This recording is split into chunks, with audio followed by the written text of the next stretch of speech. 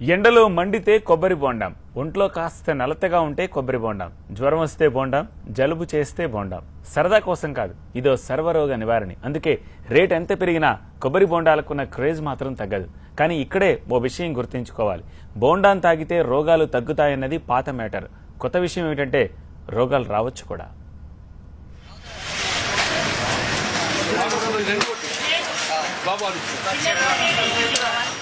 బాబు కాస్త పెద్ద బొండా చూసి కొట్టమ్మా ఆర్డర్ వేస్తాడో పెద్ద మనిషి.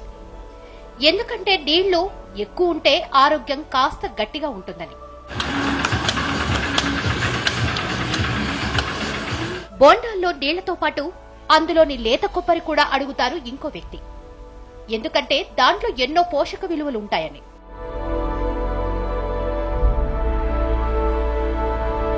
కూల్ డ్రింక్స్ లో కెమికల్స్ కలుపుతున్నారని వార్తలు వచ్చిన నాటి నుంచి చాలా మంది వాటిని వదిలేసి ప్రకృతి సిద్ధమైన కొబ్బరి నీళ్ల వైపే మొగ్గు చూపుతున్నారు. ఒంట్లో కాస్త నలతగా ఉంటే చాలు బోండాం బద్దలవుతోంది. ఎందుకంటే ఇది తాగడానికి డాక్టర్ ప్రిస్క్రిప్షన్ అవసరం లేదు. కాస్తంత హెల్త్ కాన్షియస్ ఉంటే చాలు. సృష్టిలో కల్తీ అవ్వని పదార్థం ఏదైనా ఉందంటే కొబ్బరి బోండం అంటారు. అందుకే దేవుడికి కూడా టెంకాయనే సమర్పిస్తారు. కానీ ఇదంతా ఉత్తి మాట. ఇప్పుడు బోండం కూడా కల్తీ అవుతోంది. రోగం తగ్గడానికి తాగే బోండంతో కొత్త రోగాలు దాపురించే కాలం వచ్చేసింది.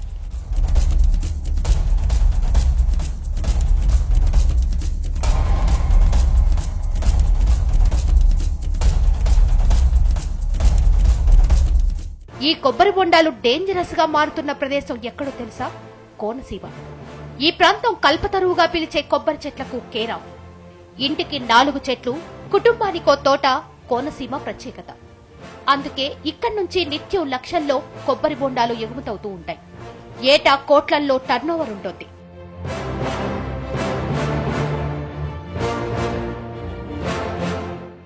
ఓవైపు సమ్మర్ సీజన్ కంటిన్యూ అవుతోంది. అంతకు ముందు బోండాల వైపు కన్నెత్తి కూడా చూడని వాళ్లు ఇప్పుడు రోజుకు 2-3 లాగించేస్తారు. ప్లాస్టిక్ బాటిల్స్ లో లీటర్లకు లీటర్లు పార్సిల్ తీసుకెళ్తారు. టోటల్ గా మిగతా కాలంతో పోల్చితే సమ్మర్ బోండాలకు డిమాండ్ ఫుల్లుగా ఉండే సీజన్. కోనసీమ నుంచి సుదూర ప్రాంతాలకు రోజు లారీల్లో బోండాలు ఎక్స్పోర్ట్ అవుతూ ఉంటాయి. కానీ పంట చూస్తే అంతంత మాత్రం. ఈ సమస్యకు విరుగుడుగా తెరపైకి వచ్చిందే కల్తీ. ఇది మనం ఊహించలేని కల్తీ. కెమికల్స్ తో చేస్తున్న అచ్చమైన కల్తీ. బోండాం బోండంగానే ఉంటుంది. మన కళ్ల ముందే దాన్ని చెక్కుతారు కూడా. కానీ లోపల నీళ్లలో మాత్రం డేంజరస్ కెమికల్స్. అదెలా సాధ్యం? అసలు ఎప్పుడైనా ఊహించారా? పోనీ ఇప్పుడైనా ఊహించగలరా? అది అసాధ్యం. ఎందుకంటే అదో రకం డేంజర్ ప్రాసెసింగ్ కాబట్టి. సమ్మర్ వేడికి చల్లని కొబ్బరి నీళ్లు కావాలా?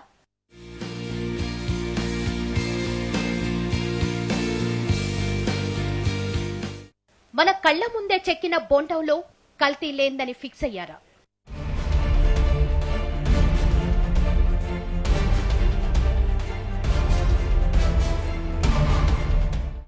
కానీ ముమ్మాటికి కల్తీ జరిగే ఉండొచ్చు.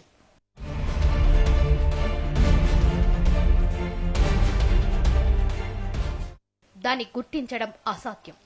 అవును, కొబ్బరి బొండంలో ఉన్న డేంజరస్ కెమికల్స్ ను గుర్తించడం అసాధ్యం. ఎందుకంటే దీన్ని కలిపేది బోండం విక్రయిస్తున్న వ్యాపారి కాదు, ట్రాన్స్పోర్ట్ చేస్తున్న లారీల వాళ్లు కాదు. చెప్పాలంటే పుట్టుకతోనే కల్తీ బోండం మార్కెట్లోకి వస్తోంది.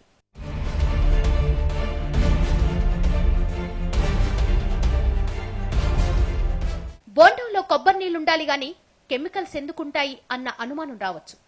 కానీ అది సాధ్యమే. ఇదిగో ఇక్కడ చూడండి. ఇదే కొబ్బరి బొండాను డేంజరస్ గా మార్చే ప్రక్రియ.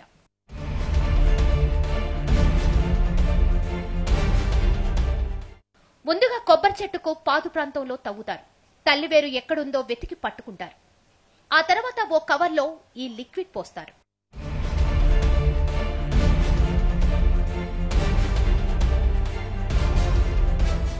ఆ కవర్లో లిక్విడ్ కొబ్బరి చెట్టుతో బలవంతంగా తాగిస్తారు. ఇదిగో ఇలా.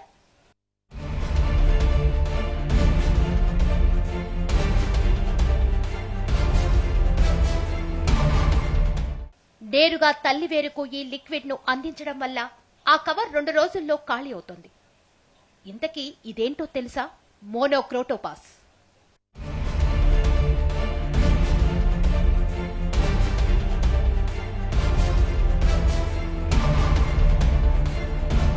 మా ప్రాంతంలో కొబ్బరి చెట్లకు నల్లి తెగులు, ఆకు తెగులు అనేక సమస్యలకి చాలా ఇబ్బంది పడుతున్నాం రైతులు. అలాగే వ్యవసాయం డిపార్ట్మెంట్ వారు అడగగా వాళ్ళు మోనోక్రోటోఫాస్ అలాగే వాటర్ 10 ml మోనోక్రోటోఫాస్ కొంచెం వాటర్ కలిపి కవర్లో వేసి తల్లివేరు కట్టినట్లయితే సమస్య పోతుందని చెప్పారు. అలాగే మేము ప్రాంతం అంతా అలాగే వాడుతున్నాం. ఇవాళ నల్లి తెగులు, ఆకు తెగులు చాలా మట్టుకి తగ్గింది. చెట్లకు చీడ, పిందె రాలిపోవడం వంటి సమస్యల నుంచి బయటపడటానికి ఈ పద్ధతిని అనుసరిస్తామంటున్నారు రైతులు. కానీ అసలు ఆ సీన్ వేరు. ఇలా మోనోక్రోటోపాస్ ను చెట్టుకు సమృద్ధిగా అందించడం వల్ల చిన్న పిందె కూడా 10 రోజుల్లో బోండంగా మారి కోతకు సిద్ధమవుతోంది. అంటే పిందె రావడం వరకే చెట్టు ఇష్టం, ఆ తర్వాత అదెప్పుడు బోండం కావాలన్నది మాత్రం రైతుల ఇష్టం.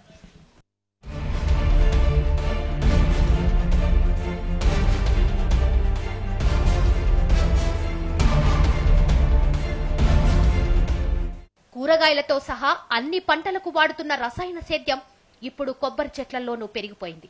అది కూడా నేరుగా చెట్టుతో తాకించేట్లుగా మారిపోయింది. వాస్తవానికి చెట్టుకు ఇలా పెస్టిసైడ్స్ పట్టిన తర్వాత 40 రోజుల వరకు కాయలు కోయకూడదు. ఎందుకంటే ఈలోపు వాటిల్లో ఉన్న విషం పాళ్లు అంతరించిపోతుంది.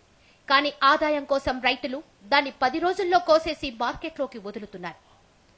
మనకి కొబ్బరిలో ఎక్కువగా నాశనం చేసేది నల్లి అండి. ఆ నల్లిని నివారణ చేయడానికి రైతులందరూ ఇప్పుడు ఏం చేస్తున్నారంటే తల్లివేరుకి మోనోక్రోటోఫాస్ అనే రసాయనిక దాన్ని తల్లివేరుకు పెడుతున్నారు.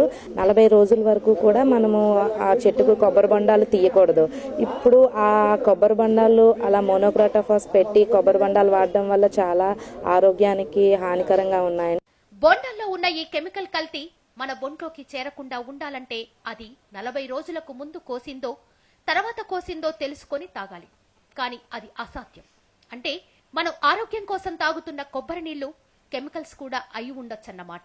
ప్రత్యేకించి మోనోక్రోటోపాస్ భయంకరమైన విషం. దీని అవశేషం శరీరంలోకి వెళ్లినా హార్ట్, లివర్, కిడ్నీ సమస్యలు వస్తాయంటున్నారు వైద్యులు. మోనోక్రోటోఫాస్ అంటే ఏంటి? అదొక పెస్టిసైడ్ అండి. దానివల్ల మనుషులకి, పక్షులకి అందరికీ ప్రమాదమే. అది మనకి హార్ట్ని డ్యామేజ్ చేస్తుంది. It's a కార్డియోటాక్సిన్. ఏంటంటే హార్ట్ టిష్యూస్ అందరినీ ఇది చంపేస్తుంది. సో దీనివల్ల చాలా ప్రమాదం. మనకు తెలీదు ఇది 40 రోజుల తర్వాత వచ్చిన బొండమా, ముందు వచ్చిన బొండమా. సో ఇది మనకు నివారించడానికి ఏ కొలతలు లేవు. సో బొండాలు అమ్ముతున్నారు, తాగేస్తున్నాము, వ్యాధి పడుతున్నాం. ఈ విషయం బయట ప్రపంచానికి పెద్దగా తెలియదు. కానీ స్థానిక వినియోగదారులకు మాత్రం మ్యాటర్ నిత్యం కళ్ల ముందే ఉంటుంది. అందుకే వాళ్లల్లోనూ బోండం అంటే భయం ఆవహిస్తోంది. ఇంతకుముందు డాక్టర్లే స్వచ్ఛందంగా బొండాలు తాగమనేవారు. దాన్ని ప్రేరేపించుకుని చాలా మంది పేషెంట్లు బొండాలని సేవించి స్వచ్ఛమైనటువంటి బొండాన్ని కూడా ఈ రోజు విషపూరితమైనటువంటి విష పదార్థంగా, స్లో పాయిజన్ గా తయారైంది. వాస్తవానికి రైతులు చెప్తున్న చీడపీడలు సోకకుండా ప్రత్యామ్నాయం కూడా ఉంది. అదే వేప నూనె. మోనోక్రోటోపాస్ ను ఎలా చెట్టుకు పట్టిస్తున్నారో వేప నూనెను కూడా అదే తరహాలో ఇవ్వడం వల్ల పరిష్కారం దొరుకుతోంది. కానీ రైతులు మాత్రం పెస్టిసైడ్స్ ని వాడుతూ ఆదాయం కోసం ప్రయత్నిస్తున్నారు. తల్లివేరుకి మరి పెస్టిసైడ్ అనగా మోనోక్రోటోపాస్ ఇది వాడటం వల్ల మరి కొబ్బరి బొండాలు అనేవి కూడా మరి రసాయనాలతో నిండి వాటిని తాగటం వల్ల మరి మనిషి యొక్క ఆరోగ్యం చెడుతుందని సందర్భంగా తెలియజేస్తున్నాం. ఎందుచేతనంటే కొబ్బరి బొండం అనేది తాగటం వల్ల మరి ఖచ్చితంగా మరి ఆరోగ్యం ఉంటుంది. అటువంటి బొండం మరి ఈ రోజు తాగుతుంటే అనారోగ్యానికి గురై మరి ఈ రీతిగా ఉంటుంది. విషతుల్యమైన రసాయనాల అవశేషాలు కూల్ డ్రింక్స్ లోనే కాదు, ప్రకృతి సిద్ధమైన కొబ్బరి బొండంలోనూ ఉండడం ఆశ్చర్యమే. అయినా ప్రమాదం కూడా. దీని వినియోగదారులు గుర్తించడం కష్టం. కేవలం రైతులు మాత్రమే అవగాహనతో సేంద్రియ సేద్యం చేస్తే ప్రజల ప్రాణాలకు భరోసా ఉంటుంది. లేదంటే ఉన్న రోగాలకు కొత్త రోగాలు తోడై ప్రాణాంతక పరిస్థితి దాపురిస్తోంది.